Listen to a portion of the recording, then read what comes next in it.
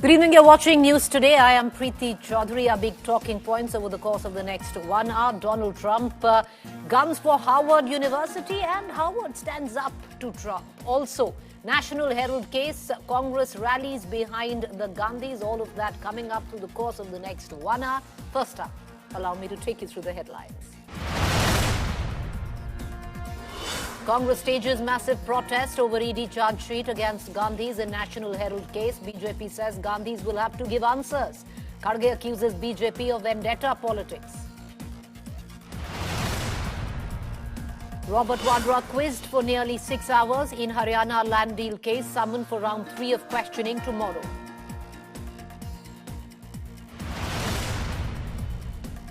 Supreme Court refuses to stay operation of Waqf Act.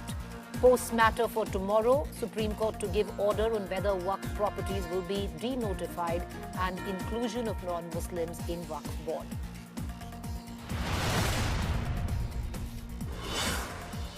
Mamta blames BJP for instigating riots, claims BJP BSF plot. West Bengal BJP chief and violence victims meet police DGP.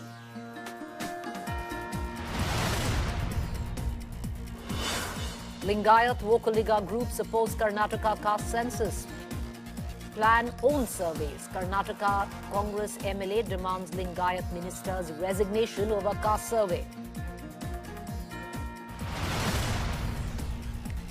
EPS denies power sharing in 2026, contradicts ally BJP. EPS says he will lead the state while Prime Minister will lead nationally.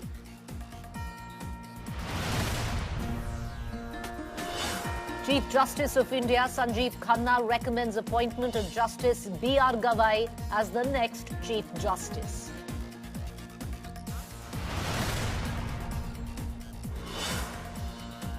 After $2.3 billion federal funding freeze, Trump calls Harvard a joke. Says university has been hiring woke teaching staff. And Trump massively ramps up China tariffs. US slaps 245% tariff on China now. Move after China paused export of rare earth minerals.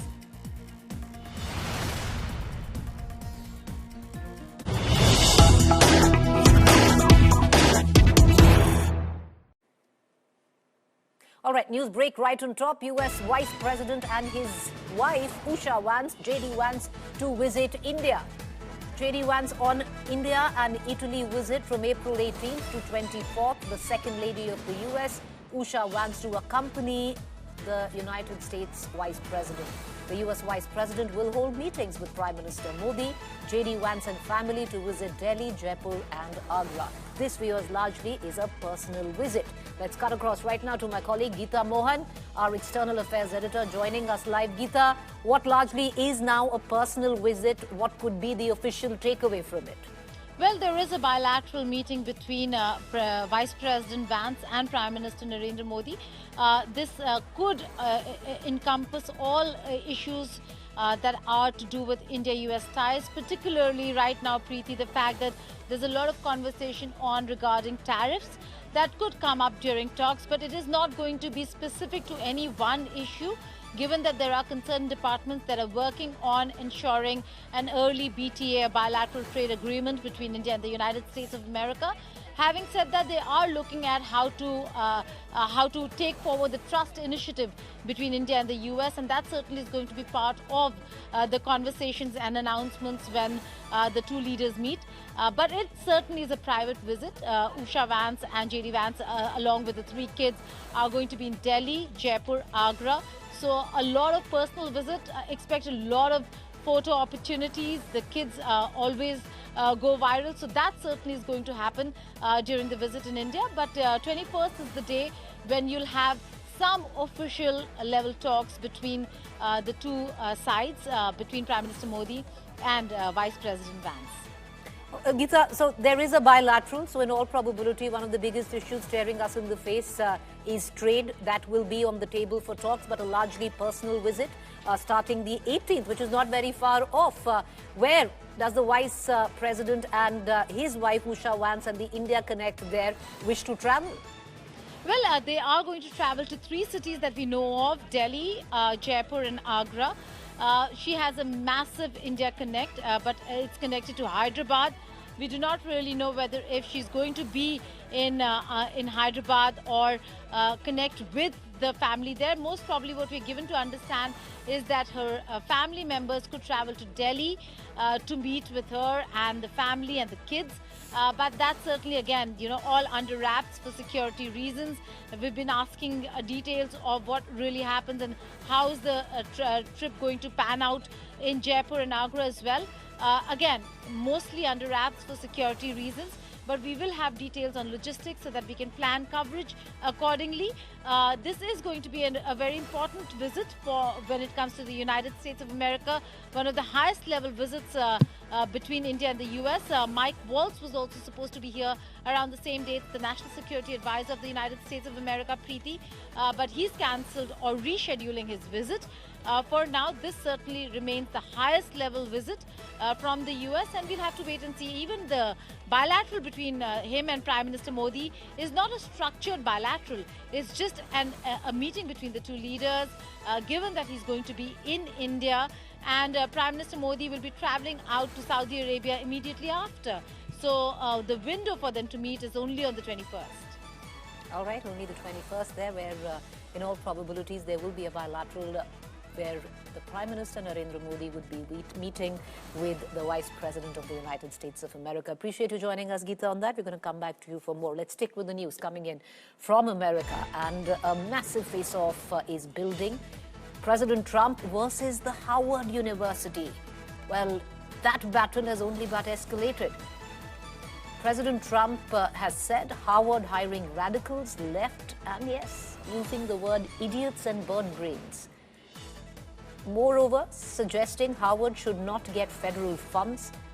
$2 billion federal grants to Howard have been frozen. Howard refuses to bow to Trump diktat. Trump admin wants more, say in university affairs, and Howard has dug in its feet, saying absolutely not.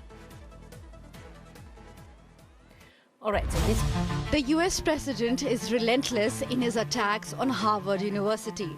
The latest social media jibe comes in the wake of his threat to strip Harvard of its tax-exempt status on 15th April. Because on Monday, Harvard University rejected what it called unlawful demands to overhaul academic programs or lose federal grants.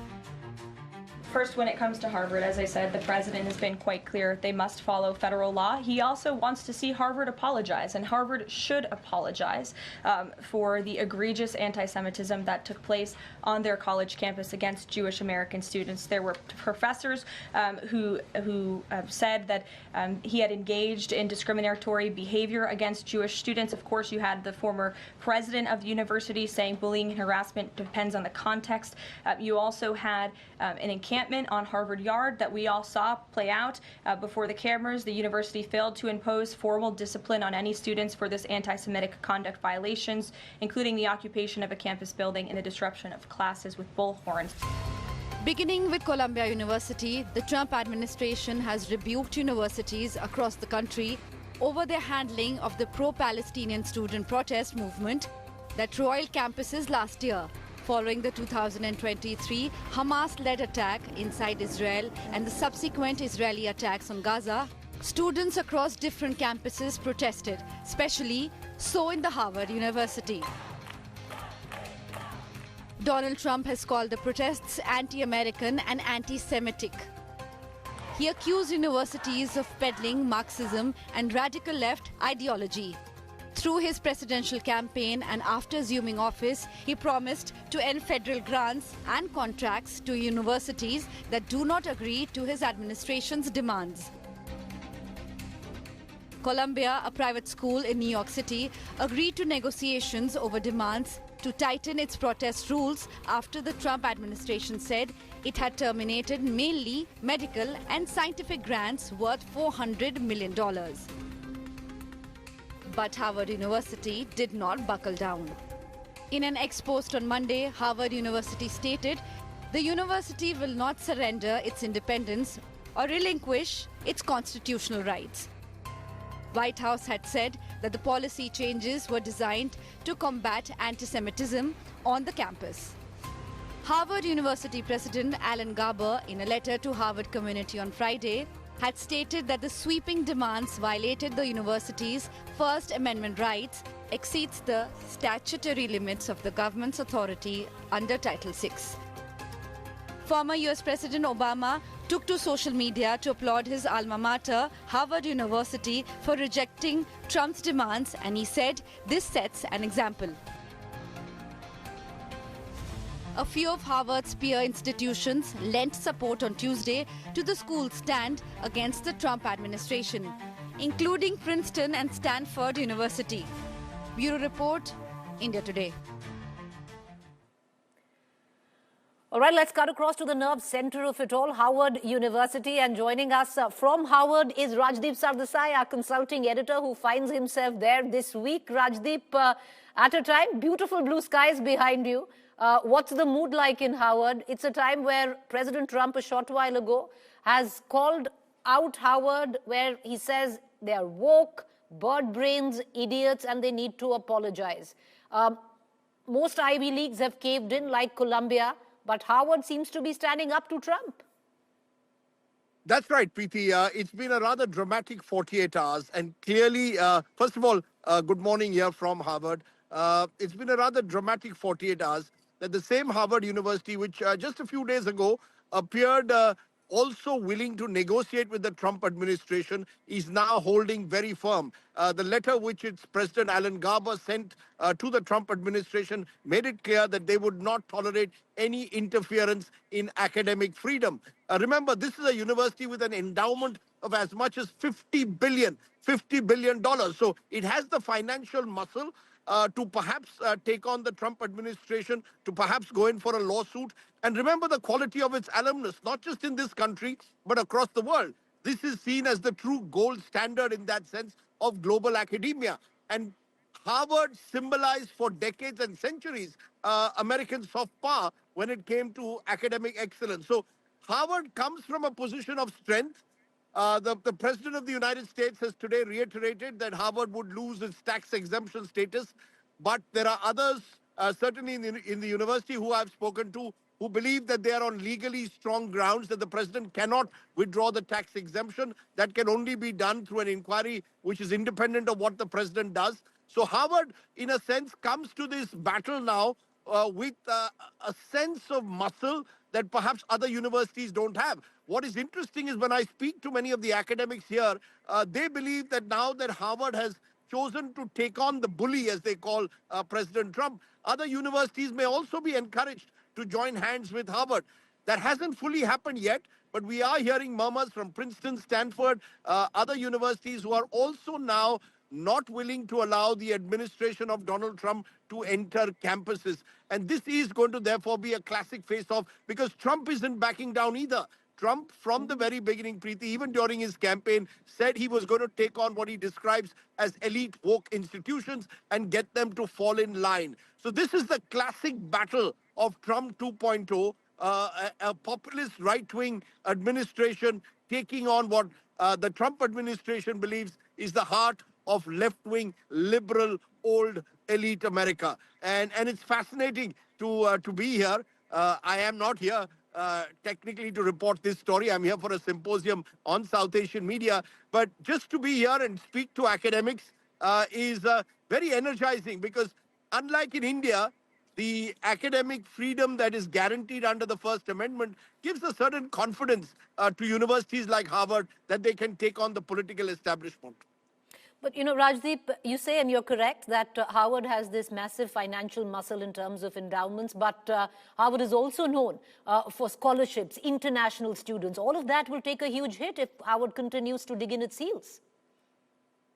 Well, we will have to wait and see how Harvard deals with any kind of financial strain that it suffers. Remember, the tax exemption comes to just over $2.8 billion. That's a fraction of the endowments that Harvard has. I don't see Harvard pulling back at this moment when it comes to scholarships, when it comes to fellowships. Look, there is concern on the campus. There is concern and fear that if you speak out against the administration, could a student lose his or her visa? Those are legitimate concerns that are there on the ground. But I think in terms of Harvard wanting to retain its preeminent status amidst global academia and global universities, I think Harvard has realized that if it can now look President Trump in the eye and win this battle, it'll only raise the stature of the university further. Just a few weeks ago, when the president had accused Harvard of breeding anti-Semitism, of allowing the pro-Palestinian protests to take place, it appeared, as I said at the outset, that Harvard was willing to negotiate. They didn't want to get into a confrontation with the administration. The president, Alan Garber, is a academic of economics and medicine, seemed to be relatively low profile, hardly the revolutionary type. A previous president, remember his predecessor, had to resign because of her views on certain contentious issues. So Harvard appeared to be wanting to play it safe, but something has changed. And I think what has changed is a lot of the alumni, both within the United States and outside, want Harvard to take on the Trump administration, because they believe that if Harvard was to cave in, then it would be impossible for any other university in America to resist political interference in campuses. So I think Harvard is gearing up for a battle, and every indication is they've already got a legal team in place, which, if necessary, will take the Trump administration to court on this issue. But, Rajdeep, what's the sense? Because, you're there, you're delivering a guest lecture, you're speaking to the faculty, you're speaking to the students there.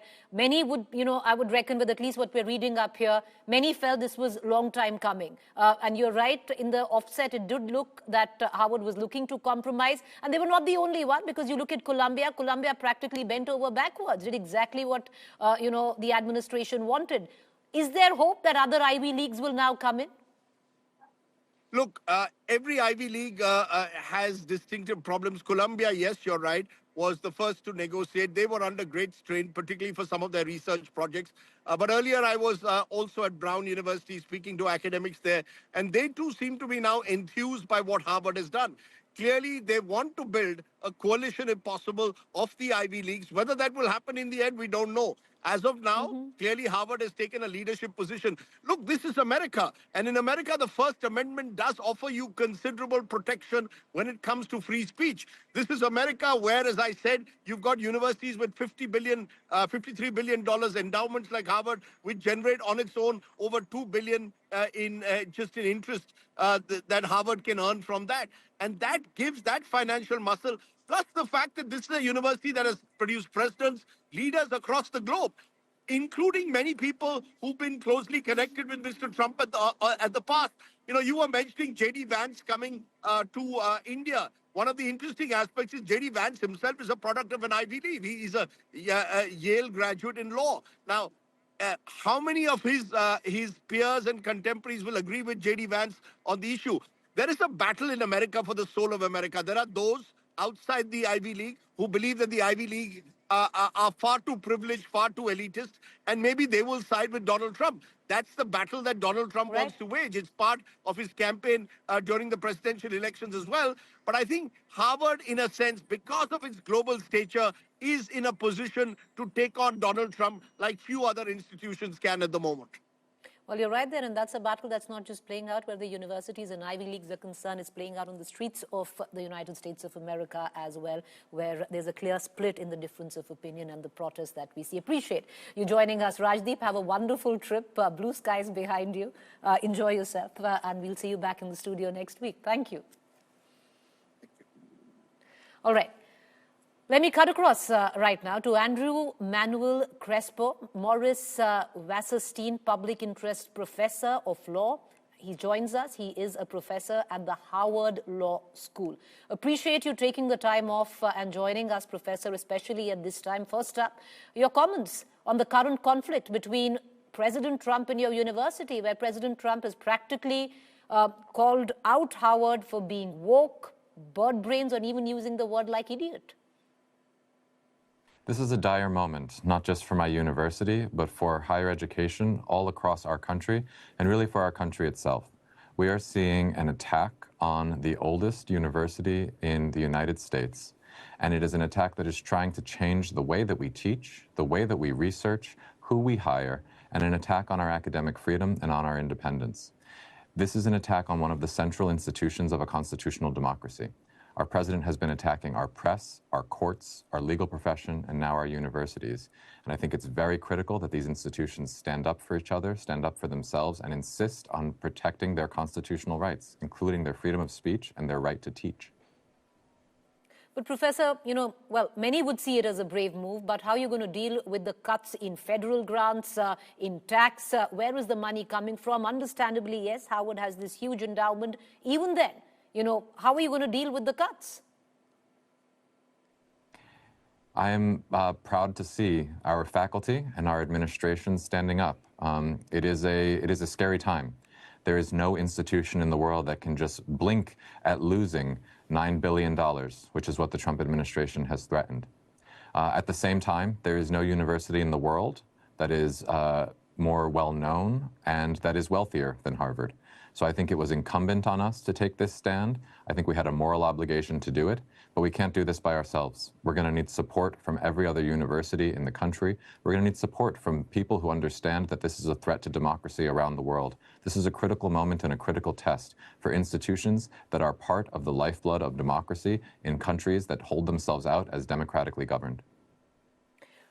Professor, you say, you will need support, but if you continue to remain isolated, standing up against the administration, then I would reckon Harvard will go into self-preservation mode. How much will it then impact foreign students, scholarship, all that, Harvard is known for? The attack on our foreign students is one of the most devastating aspects of the way the Trump administration is trying to bend Harvard and other universities to its will. We have seen our foreign students arrested and taken into federal detention centers without any criminal charges. Some of these students have been held there for weeks. We saw that at Columbia. We've seen it at other universities across the country. We have seen hundreds of students have their visas revoked for things like writing an op-ed in their college newspaper. This is an all-out authoritarian tactic. When you grab people off the street because they wrote something in a newspaper that you didn't like and you put them in a detention center for weeks without criminal charges, that is as authoritarian of a move as you can see. It is dangerous, and it is really, really important that we fight back against that with everything that we have. That is one of the threats facing Harvard, and you're right, these are scary times. But it is important also that we realize that we have tools at our disposal. For one, all of these actions are illegal. They are unconstitutional. I am a law professor. I teach law at Harvard University. It violates the First Amendment of our Constitution to try to use the power of government to coerce people into either shutting up or saying what the government wants them to say. That's why our chapter of the American Association of University Professors went to court last Friday and filed a lawsuit on behalf of faculty members here at Harvard to try to get these funding cuts frozen. Weeks before that, our chapter went to court to try to get a court order to stop these unlawful and unconstitutional arrests of our foreign-born students. These are the types of efforts that it takes to push back, but courts alone are not enough. We need people. We need the American people to understand that our universities are a central part of our country and of our democracy. This is where critical research that benefits people across the globe, cures to diseases, important new medicines are discovered. This is where we understand our history and our democracy and the role that law plays in our country. This is where we study our literature and the literatures of the whole world. This is where we study arts and dance and find out all the things that make our life worth living and our human flourishing so central parts of our lives. You can't have a flourishing society without flourishing universities. And everyone in the country needs to realize that, and I hope that people around the world will see that attacks on universities are attacks on the lifeblood of what a country can be and what it is. Well, the opinion on that is very divided in your country, Professor, today, and there is this new reality. And to take off from the question I asked you earlier, how are you going to deal with this new reality? Because there will be students who are, international students would be very worried today, A, where scholarships are concerned, number two, because Harvard might have taken this very hard stand. But on the other hand, what about students who might fear their visa being revoked, if they fall in line with the stand that Harvard has taken? So it has deeper implications for students who are studying at your university. It's a great question. I'm proud to see our university taking some steps to try to mitigate on the financial side of this. They issued new bonds and sort of taking on new debts to have the type of financial security to handle this. I'm also very proud to be at the law school at Harvard, where we have an initiative where a law professor here at Harvard Law School and a team of lawyers give representation to any of our foreign-born students who are facing immigration consequences and work in partnership with lawyers around the area to try to provide the type of legal protection that we are able to provide. All of that said, it is a scary time. The Trump administration has arrogated to itself, has tried to grant itself broad unilateral power to cancel visas and to punish foreign-born students. And I understand and realize how much our foreign-born students here are the most at threat right now and are very scared. I have conversations with students in my office all the time about the fears they have about whether something, a protest that they went to is going to cause them to face these consequences. And I think it's essential in these moments for all of us here to realize we need to take care of the members of our community who are facing these threats. Harvard has to continue putting the resources into providing legal representation to any of our affiliates, our faculty, our staff, our students who are facing immigration consequences because of these threats. And we need to continue communicating to the world. Harvard is a global university. We are a global institution. Large numbers of our members of our student body, our faculty, come from around the world, including from India. This is an essential question for the globe. Attacking Harvard is when the Trump administration attacks Harvard, it is trying to shut the doors to a global university and trying to impede our ability to share knowledge across the world, to build a global institution of knowledge and knowledge sharing. This is an issue just as much impacting other countries as it's impacting ours. Professor, what some call wokeism, what is clear is an attack on liberal thought in universities and Ivy Leagues across, not just your university. The likes of Columbia have caved in, bent over backwards. Other Ivy Leagues are also compromising. Harvard right now is seen as the only one standing up against the administration. Do you think you will get support? Do you think, that possibly this could spark a larger resistance movement? Or do you find yourself isolated in all of this? I certainly hope we'll see support. That's why our chapter took the initiative and took the lead and filed this first lawsuit, moving even faster than the leadership of our university to try to make clear we are not going to back down. We are not going to sit down. We're going to stand up for our constitutional rights. We're going to stand up for the core mission of higher education in the United States. And we hope and are already seeing that others will be joining us. Look, the lesson from Columbia is critical to learn. Columbia was the first to face this onslaught, and I feel for my colleagues at that school. It is terrifying to have the federal government come down and try and destroy your institution. Columbia acceded to the demands that the Trump administration made of them. It did not get its money back. Instead, the Trump administration came back and froze even more money. This is the critical lesson to learn when you are being attacked by a bully. If you do what the bully wants, he's just going to keep punching you in the face. You need to stand up, and you need to stand up together. That's why I'm already encouraged to see leaders of other universities. I was encouraged to see the leadership of our university, days after we filed our lawsuit, say that they were going to stand up and not cave to these demands. And in the aftermath of that, you have seen statements coming out from other university leaders, presidents of other universities, saying that they appreciate what Harvard's doing and that they too are going to defend their academic freedom, defend their missions. We're seeing our former President Barack Obama standing up and saying how critical to the whole country higher education is and how we cannot let these attacks stand. I am hopeful we are seeing a turning point from fear to moral courage, from isolation to solidarity, and from all of us trying to realize this is the moment where we need to stand up. This is the moment we need to stand together. Professor, let me put it this way. For a lot of, or let me put it this way. Who you called a bully right now is also the popularly elected president of your country. And I'm quoting what he says. He doesn't just want you to apologize, he wants accountability for the money that the federal government has been giving you. Look, if the president actually thought that there were legitimate legal grounds to take this money away from Harvard, he would invoke the statutes that govern the process by which these funds could be rescinded. We have a statute passed by our Congress. It's called the Civil Rights Act of 1964.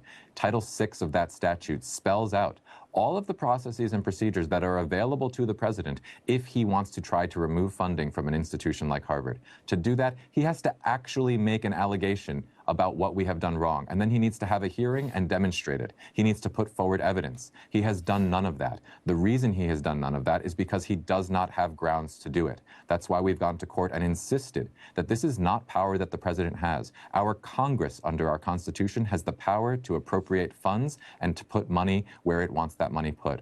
For close to 70 years now, that Congress has put a lot of money into a partnership with the leading research universities in our country to ensure that scientific and medical advances can happen.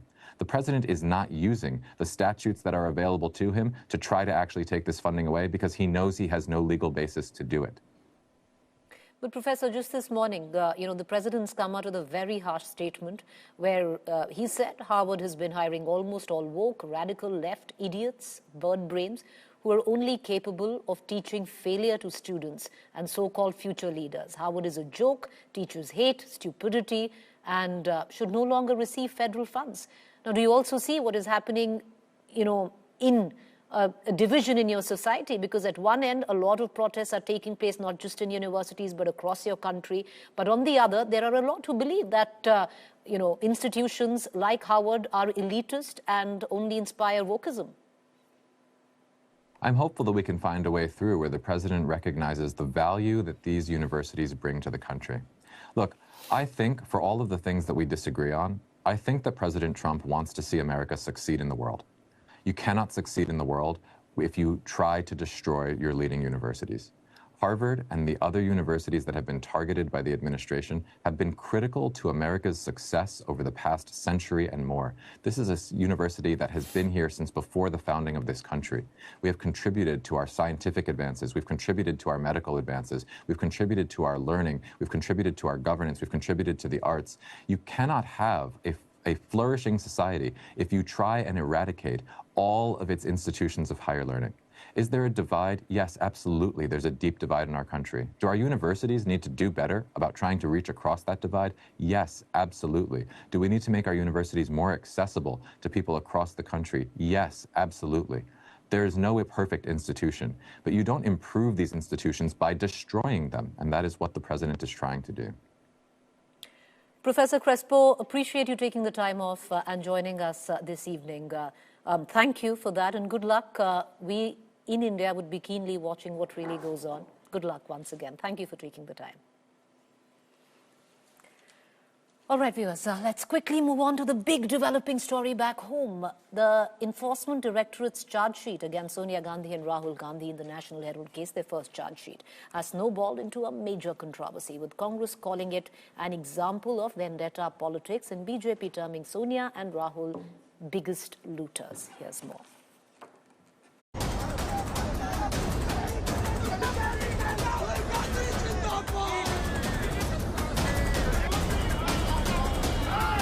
Congress workers hit the streets across the nation in protest against the charge sheet filed against Sonia Gandhi and Rahul Gandhi in the National Herald takeover case. In the national capital, protesters breached barricades,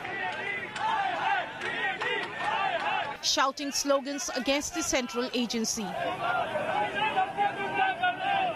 and confronted the police. Many were detained by the police. Many Congress leaders, including Sachin Pilot, joined the party workers in the protest on Wednesday. पूरे प्रकरण में कोई transaction, कोई लेन then, कोई पैसा, एक नए रुपए का कोई लेन देन हुआ नहीं है, कोई पैसा निकाला नहीं गया है। कांग्रेस लीडरशिप ने लगभग 100 साल पहले इसकी परिकल्पना की थी और कांग्रेस पार्टी की विचारधारा से जुड़ा पूरा प्रकरण है। इसमें ये कहना कि नॉन प्रॉफिटिक एंटिटी है, उसमें कोई किसी ने कोई तनख्वाह, कोई पैसा, कोई बेचना खरीदना कुछ हुआ ही नहीं है, तो मनी लॉन्ड्रिंग कहां से आ गया? ये तो एक पॉलिटिकली मोटिवेटेड केस है जिसको एजेंसीज प्रूव करना चाहती हैं। The ED in his charge sheet has named Sonia Gandhi as accused number 1 and Rahul Gandhi as accused number 2. Gandhi family loyalist Sam Pitroda and Suman Dubey are also accused in the case. The ED has accused the Gandhis of money laundering, tax evasion and financial irregularities in the takeover of Associated Journals Limited by the Young Indian, the private firm controlled by Sonia Gandhi and Rahul Gandhi. This is actually a case which is nothing but vendetta in legal disguise. The ED should answer that why no NDA ally no BJP leader is ever touched by the ED. Selective justice is actually nothing but political thuggery. Shrimati Sonia Gandhi ji and Rahul Gandhi ji kindly reply, should the law be allowed to take its own course or not? तो फिर ये धरना, vendetta, Narendra Modi ji की सरकार है, कानून को अपना काम करने देगी और कानून काम करेगा. BJP supporters put up posters in Mumbai demanding bulldozer action against properties linked to the National Herald case. With Shivani Sharma, Anmol Bali, Rahul Gautam, Bureau Report, India Today. All right, so the big questions that we asked this evening before we cut across to our political panel. An open war clearly brewing between the government and the Gandhis, because on the sidelines of it all, there is also the questioning of Robert Vadra in an entirely different case by the Enforcement Directorate. Round 2 today, round 3 is tomorrow. The other question we asked, political vendetta against the Gandhis. This is what the Congress is claiming. Is this law taking its own course? What the BJP says. Let's cut across to our guests. Bhavya Narasimha Murthy, spokesperson Congress, Pradeep Bhandari, national spokesperson Bharatiya Janata Party, in the studio with me. Bhavya, you know what's really interesting also is today that we saw the top leadership of the Congress, the biggest faces, come out, take to the streets, rubbing shoulder to shoulder with the Congress cadre. It's a rare sight because it usually only takes an attack on the Gandhis to see the show of strength that, comes out on the streets hard against the government. Doesn't quite happen, mostly even on other emotive issues. Every time Narendra Modi is rattled, the first arrow in his quiver is to vilify his opponents. We have elections in future. Bihar, Assam, some of the most important states. One thing.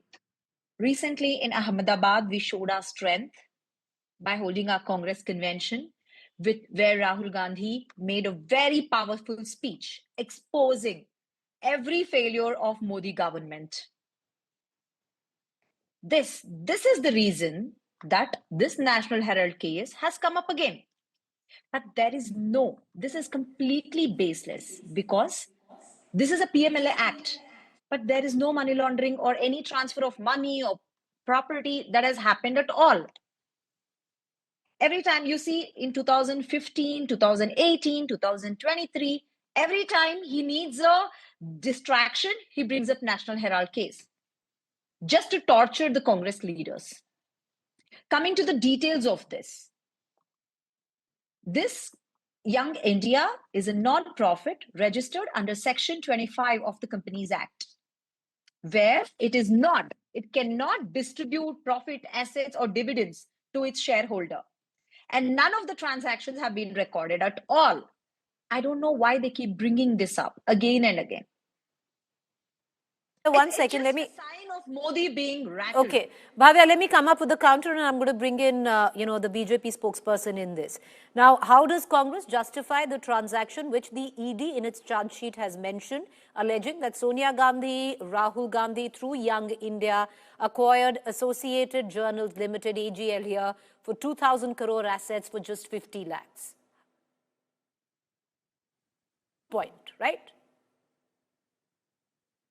Is this question to me or the BJP spokesperson? To you, ma'am, to you. How does the Congress justify it is the question. Because that is the moot point in the charge sheet of the Enforcement Directorate. First of all, like I said, there cannot be any transaction. Once this goes to the court, they will definitely be proved innocent. First thing. And you know about AJL. They keep spreading these lies about AJL that Young India has completely acquired it. It is just a shareholder in the AJL, and it was mostly because to convert the debt into the shares to make sure that National Herald is a heritage. It was used during the freedom struggle against the British back then. And it is our duty. One, as a government, it was their duty as well. But as a Congress party, it is our most important duty to protect it. When we were not in power, it went into a loss. To recover that, when we came to power, Young India was registered, and there was this loan given to that only, to cover up the PF, electricity, the salaries, and all of this. But the shareholders are not allowed to transfer any property. So Or basically, you're saying there's no money trail of it, no financial gain. Is that not what at you're saying? all. Not Okay. at all. I want to bring This in is Pradeep Bhandari. just another example of how Okay. they keep using ED, Okay, income tax, misuse of ED. and All right. raid, and use the. Allow me to bring in Pradeep Bhandari into this conversation. Pradeep Bhandari, the charge is again, which the BJP makes of financial gain, money laundering, all of that. Now, there is no evidence of financial gain or direct financial gain where Sonia Gandhi and Rahul Gandhi are concerned. Well, Preeti, first of all, a Section 25 company is not exempted from the PMLA, that is law. Now, the larger charge of the Congress party, this is vendetta. And let me just quote certain straight facts. I'll come to the politics of it later. On February 12, 2016, the Congress party went to the Supreme Court with a plea that entire case is vendetta and should be quashed. The Supreme Court rejected it. In 2018, the Supreme Court gave the permission to the Income Tax Department to reassess the tax filing of Sonia Gandhi and Rahul Gandhi in 2011-12, which is exactly a year after Young India. In June 2018, the Rahul Gandhi's counsel went to the court alleging that the entire media reportage of this case should be stopped. The Delhi High Court quashed it. On 8 August 2018, the counsel of Rahul Gandhi appeared and said that the entire proceeding should be stayed. The court said no. In February 2024, Congress party's counsel went to the Delhi High Court saying that the ED's attachment of the properties is illegal. The Delhi High Court rejected it. Further, in 2014, the Delhi High Court upheld the summons given by the trial court to Sonia Gandhi and Rahul Gandhi. In 2015, the Congress party challenged the Delhi High Court order in Supreme Court. The Supreme Court also upheld the summons given to Rahul Gandhi and Sonia Gandhi. So if you see the trail of this case, which was initially filed, the genesis of it is from a primary complaint, a private complaint in 2014. The law has taken its own course and everything is happening as per the court's orders. That is one number one. Okay, allow me a rebuttal, Pradeep. The fact is, you do understand why, that entire chronology that you just read out, why it happened, because this is a PMLA case. You understand under PMLA, which has very, very stringent attributes to it, the entire law is contentious. So the courts, with what they did, they had to do because it's a stringent PMLA case. Well, I can name 5 other cases which have gone the same way. Fine, Preeti, but the courts have not said that PMLA is unconstitutional. The courts have... There's a case going on right now. Which is fine. So the law says that if there is a case going on, the previous verdict of the Supreme Court stays. So as of right now, PMLA is constitutional. So whatever the investigative agencies are acting as per the Constitution rule book. Now my following charge is the first. Number one, a Congress party is a political party. How can a political party give a loan of 90 crores to a private company, which is AJL? Point number one. Point number two, AJL had properties worth 2,000 crore. How could a company which got a loan of 50 lakh, which was Young India, which was nothing but Sonia Gandhi, Rahul Gandhi Private Limited, how could it get the entire shares transferred of a company whose properties were worth 2,000 crore? This is unheard of. That is point number two. She was talking about the history of AJL. Allow me to quote the Congress Chief Minister Chandrabhanu Gupta, and this is at the time of National Herald, and I quote, "I am surprised that National Herald is now considered as a private property of the Nehru family. If there is some investigation by an inquiry commission into how funds were collected for National Herald, there will be a big expose from the very beginning. This policy was nothing but to promote Mr. Nehru and his daughter." This is the Congress Chief Minister, 3-time Congress Chief Minister, Chandrabhanu Gupta. So there were initial allegations of those who were shareholders of National Herald that this was nothing but siphoning of money by Mr. Nehru, but Congress did not investigate it. The same principle was followed by Sonia Gandhi and Rahul Gandhi in Young India. All right, I want to bring in Bhavya Narasimhamurthy. Bhavya, the main premise of the Congress is that there is no financial gain, there is no money trail. But having said that, this is an ongoing case, Bhavya, where constantly both Rahul Gandhi and Sonia Gandhi have appeared before the ED. Rahul Gandhi multiple times has stated, let the ED come for us, we are open. There's nothing in the case. Why then so much fervor? Why so much protest? Let law take its course. If there is nothing, nothing's going to come out of it. It's happened. It's not that it hasn't happened. It's happened in the case of the Jharkhand Chief Minister, Hemant Soren, where there was a charge sheet by the ED, and look what the High Court said. So wait for it. You'll get a clean sheet if you are not guilty. Very good point. We are not going against the law. Rahul Gandhi and Sonia ma'am both have been, very cordial with all the officers. Whenever they interview, they have appeared before them, they have given their statements. But we as a Congress party cannot just look at Modi government vilifying our leaders and not letting the people of this country see what a hateful prime minister we have, what hateful politics they're playing against the only strong opposition party that exists today. One. And he spoke about the private company that Young India has become. AJL was started by Congress leaders back then. Rahul Gandhi and Sonia Gandhi have been the presidents of Congress party. That is the reason they are among the shareholders of the so-called non-profit company. So what you can call it whatever you want, but the country knows the truth. And this is only this protest that's happening across India. It's only to expose what a coward this government has been. Their cowardice has to be exposed. And our leaders have been very courageous in appearing before the ED officials every time they have been called for. And yeah, exactly. And law will take it. Okay, I just want to. I want to come against the law. Okay, allow me to. Okay, allow me to expose their cowardice. Fair point. Now, allow me to bring in Pradeep Bhandari in all of this. Pradeep Bhandari, I'll tell you what gives credence to the theory which the Congress and the opposition propagate, saying that this is political vendetta and a witch hunt. And I'll tell you, why to many it might sound probable. I'll give you a figure where the ED in 22 registered 121 cases, right, against politicians. Out of that, 115 were of the opposition. Only 6 came in from the BJP and the other NDA parties. 96% of the cases were against the opposition. So when figures like that come in, then the opposition gets a stick to beat the government with, that this is not enforcement directorate, this is selective enforcement. Well, Preeti, that does not make the actions of the ED in any of these cases illegal. 93% has been the conviction rate of enforcement directorate. I will just answer the politics of Bhavya. Honestly, Arvind Kejriwal before the Delhi elections was exactly in this whole Alice in the Wonderland ki mere khilaf karwai kar diye, Delhi ki janta mere saath mein aa jayegi. Delhi defeated Arvind Kejriwal in Lok Sabha and Assembly. So if Sonia Gandhi and Rahul Gandhi feel that they are honest, they should go to the court of public opinion in Bihar. We are not afraid of the Congress party. It's a 9% vote share party in Bihar. Now I am called to the legality of it. She was speaking that all of this is illegal. Section 120B, which is criminal conspiracy, is what the entire charge of ED, which is one of the investigative agency is.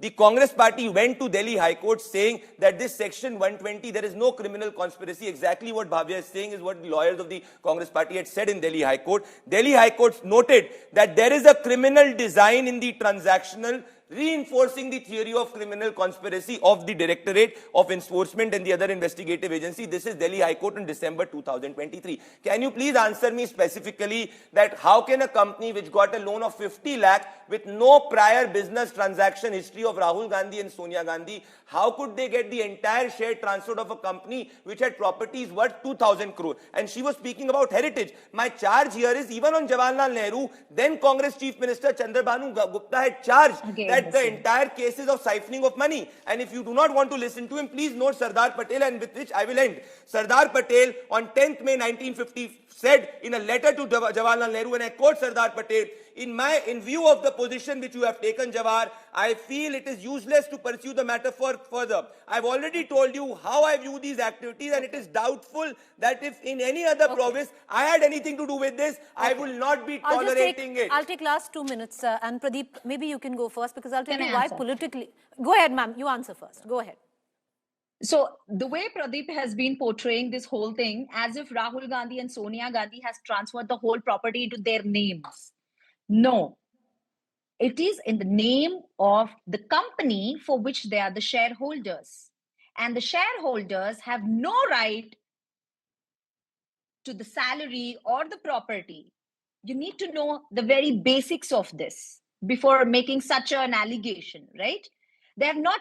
Can you provide any evidence that this property has been transferred to in their personal accounts and personal names? How could you just mislead on a national channel, mislead the whole country like that? I'll answer. Okay, ma'am, you're done. All right, I'm going to take one final comment from Pradeep because we began with the Congress spokesperson. Because, Pradeep, I'll tell you, why there are so many questions which are swirling. And I'll give you an example. Look at what happened with Hemant Soren. He was arrested by the ED months before the elections in the state of Jharkhand. He had to immediately give up the seat of chief minister. He stepped down. The election could have, gone the other way for Hemant Soren with all the claims and the charges and the taint of the ED.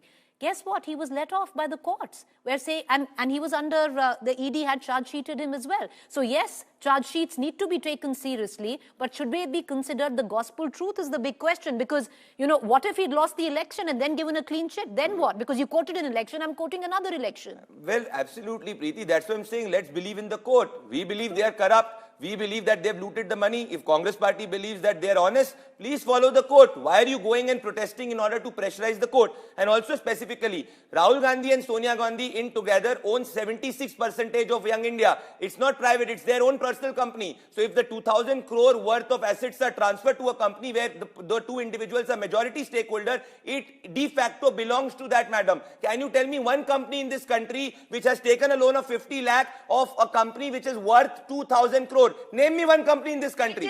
I challenge you. Name me one company in this country. It is a non-profit company. It is illegal. It is fraudulent, madam. You can't have a company whose assets are worth 2,000 crore being given to a company. Can we not talk over each other? There's no point. Nobody's going to hear anyone. How can you just say name a country which has, come on, it's a non-profit company for God's sake. Name a political party which can donate to a company. Except the Congress. That was to protect the National Herald. Ma'am, how can a political party donate to a company alone? There's no point talking over each other. Nobody can hear a dime, so I'm going to let it rest. I appreciate both of you for joining us. The Congress is going to continue to protest tomorrow. The spotlight, of course, on the Gandhis. The ED has charged its first charge sheet. Once again, like I said, charge sheets need to be taken very seriously. And yes, let the courts decide. But gospel truth, no. No. With that, let's quickly move on. To our next big story that's coming in from the state of Karnataka. The Karnataka Caste survey that estimates a 38% increase in the population of OBCs and recommends increasing OBC quota has turned the state's politics completely on its head. There is widespread discontent brewing amongst the dominant Lingayat and Vocaliga communities. The survey has also split the Congress in the middle, with many ministers opposing the findings. The socio-economic study was conducted 10 years ago. The question is, why has Siddaramaiah decided to put out the caste survey now? Hours before the Karnataka Caste Survey report is placed before the state cabinet, a big political storm is brewing in the state. The survey that recommends increasing the OBC quota in the state from the existing 32% to 51% has sparked massive churn within the Congress and the dominant communities. On Tuesday night, Deputy Chief Minister D.K. Shivakumar, a Vocaliga leader himself, met community leaders. So, cabinet ಅಲ್ಲಿ ಹೋಗಿ ನಾವು ನಮ್ಮ ಜನರ ಪ್ರತಿನಿಧಿಗಳಾಗಿ ಇದ್ಕೊಂಡು ನಾವೆಲ್ಲರೂ ಕೂಡ ಏನು ನ್ಯಾಯವನ್ನು ಒದಗಿಸಿಕೊಳ್ಳಲಿಕ್ಕೆ ಸಾಧ್ಯನೋ ಏನು ವಾಸ್ತವಾಂಶ ಏನಿದೆ ಅದನ್ನು ತಿಳಿಸುವಂತ ಕೆಲಸವನ್ನು ನಾವು ಮಾಡ್ತೇವೆ. The report shared 13 months after the Karnataka State Backward Classes Commission presented it to the Siddaramaiah government has estimated the population of OBCs to be 69.6%, 38% more than the existing estimates. The socio-economic survey has come under fire from the Vocaliga ministers and leaders within the ruling party who have described it as a grave injustice to their community. Major ಕಮ್ಯುನಿಟಿಗಳು ಇರೋ state ಕರ್ನಾಟಕದಾಗ ವೀರ್ side first second ಇವೆರಡನ್ನ ಎದುರು ಕೆಕ್ಕಂಡು ರಾಜಭಾರಿ ಮಾಡೋಕ್ಕಾಗತ್ತೆ. Chief Minister Siddaramaiah, who initially backed the report, is now more cautious. ಕ್ಯಾಬಿನೆಟ್ನಲ್ಲಿ ನಾಳೆ ಚರ್ಚೆ ಮಾಡ್ತೀವಿ. ಅದಕ್ಕೆ ಎಲ್ಲ ಮಿನಿಸ್ಟರ್ಗಳಿಗೂ ಕೂಡ ನಾಳೆ ಒಂದೇ ಸಬ್ಜೆಕ್ಟ್ ಇಟ್ಕೊಂಡಿದ್ದೀವಿ. 5 ಜನ ಇದ್ದಾರೆ ಒಕ್ಕಲಿಗ ಮಿನಿಸ್ಟರ್ಸ್. ಅವ್ರು ಬಂದು ಅಭಿಪ್ರಾಯಗಳು ಹೇಳಬೇಕಲ್ಲ. ನೋಡಪ್ಪ, ಇದು ಸೋಷಿಯೋ ಎಕನಾಮಿಕ್ ಸರ್ವೆ, ಯಾರಿಗೂ ಅನ್ಯಾಯ ಆಗಲ್ಲ, ಅನ್ಯಾಯ ಆಗಲಿಕ್ಕೆ ನಾವು ಬಿಡಲ್ಲ. BJP is questioning the legality of the caste survey and accusing the Congress of playing caste politics. तो तो ये जो सेंसस हुआ है पूरा गलत है। ये लोगों के बीच में दरार करने के लिए कोशिश कर रहे हैं, क्योंकि ये कांग्रेस पार्टी जब आते है तोड़ने का काम अगर देश में कोई कर रहा है वो कांग्रेस पार्टी कर रहे हैं। With concerns raised within the Congress and outside, the question is, why has Karnataka Chief Minister suddenly decided to go public with a caste survey a decade after it was conducted? With Nagarjun Dwarkanath and Sagai Raj in Bengaluru, Bureau Report, India Today. All right, joining me right now is Mr. Chandan Gowda Ramakrishna Hegde, Chair Professor at the ICISEC Bengaluru. Appreciate you joining us, sir. Mr. Gowda, what do you make of the social and the political fallout of this survey? Because the Lingayats, the Vokaligas are saying this is unscientific. How do you see it pan out? Preeti, can you hear me? Yeah, I can hear you, sir, very well. Go ahead. So, Preeti, I think this reaction was only to be expected because because the entire discussion right now is happening on the basis of a leaked report, not the complete report, which runs into many volumes, and there was always suspicion that the methods followed weren't correct, or there was a deliberate intent at scaling down the numbers of these communities, etc., even before the leaked report, actually. So I really wish the whole thing had been made public at one go and allowed everyone to examine the report for what it was and then taken it from there. But like you've seen, that hasn't how it's panned out. But tomorrow there'll be a cabinet meeting and I think it'll be made public and we'll have to see what happens. But why, just one final question, sir, before I let you go. Why do you think it's happening right now? Because clearly, all of Congress is not in on this. There is a split within the Congress as well. It's not that the caste survey wasn't with the Karnataka government for a while. Why now? The big thing is, the subcastes, which were presumed to be part of the Lingayats, which were presumed to be part of the Vokaligas, has been set apart from them in the way their numbers have been counted. That's brought down the numbers significantly. So this is causing some concern about why this was done, because routinely when berths are allocated or tickets are given by parties, people from these subcastes are considered either Vokaligas or Lingayats. So that's why there is confusion. But I don't think this confusion is going to be of a permanent kind. It can be set right. Already the Lingayats have constituted a committee to study the report. The Vokaligas will do the same. And I suppose all other castes will also look at the report carefully to see how they have been represented, if there's a need for regrouping of subcastes, and if that will be okay with those subcastes, etc. It's a democratic process, but I only wish it had happened after the report had been made public. But as you see, the sequence has been, all right. different. Mr. Gowda, I wish we had more time to chat. That's all the time that I have for on this show, and that's the sad part about live news. I appreciate you joining us. Thank you there.